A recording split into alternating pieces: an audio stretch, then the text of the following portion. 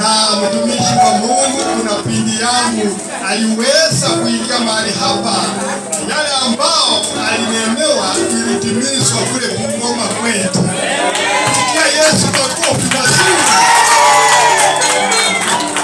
Yeye aliweza kunipatia namba yake, tukawasiliana na nikaongea na yeye, nikasema ya kwamba ninakuja na tumeonana, na kwa sababu pia ninagonjwa huko Kawangware, niko na kongamano huko, nitasoma Msamba, mniruhusu nitakuja siku hizi ambapo nitaongea na mtumishi wa Mungu na kukuja kushiriki pamoja naye. Nataka tu kuwaachia neno moja kutoka katika Isaya 11 mstari wa 1 hadi wa 5.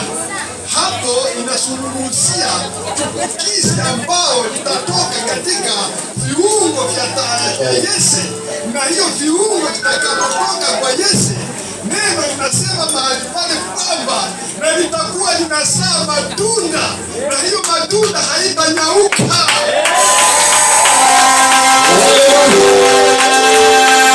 Mstari wa 5 ambao namalizia, hii ndio mtajitasia, inasema haki ndio inaweza kukua kama mshipi wa kujifungia kiunoni.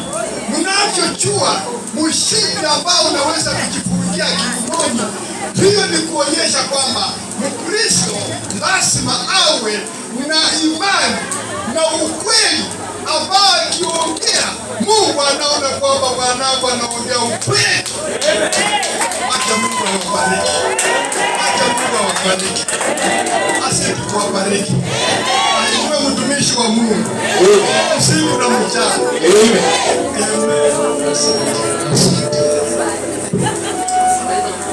Baba wetu wa mbinguni, wewe ni Bwana.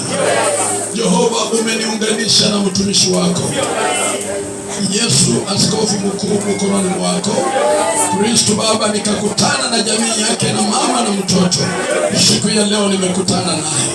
Neema yako ikae juu yake, juu ya huduma na juu ya nyumba yake. Najua Yesu ni watakatifu wanapigwa usiku na mchana. Yesu, usimsahau kutoka na kuingia kwake.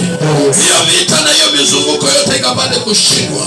Zile maroho za kuleta siasa katika ministry yake zikapate kushindwa. Baba, simama na hiyo ministry kwa mkono wako. Najua umetutuma kwa ajili ya kuokoa mioyo. Hata okoa mioyo mbele zako, maana umemuita. Baba, tumeungana katika roho na katika imani. Anapoondoka, aondoke na hiyo neema, aondoke na utukufu. Wewe ni Bwana. Vita vyote vikapate kushindwa. Wewe pepo shetani, hama wanaomzunguka na maneno, hata wengine wanatafuta kumwangusha kiroho, wanainuka na kesi na maneno. Ninakanyaga na ninalaani katika jina la Yesu. Ondoa mikosi hiyo, mara ajali barabarani, vita. Wewe shetani, hama. Yesu Kristo Baba, ninajua wewe ni Mungu. Baba, umetuunganisha katika imani. Aondoke na roho na imani na utukufu. Aenda ashinda vita, maana ulisema tutashinda.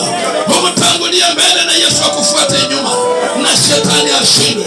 Baraka hii atatembea nayo siku hii ya leo, ataingia nayo nyumbani kwake. Leta uzima na baraka, wewe ni Mungu. Ni kwa jina la Yesu Kristo tumeomba na kuamini. Asante. Barikiwa. Asante. Bwana asifiwe.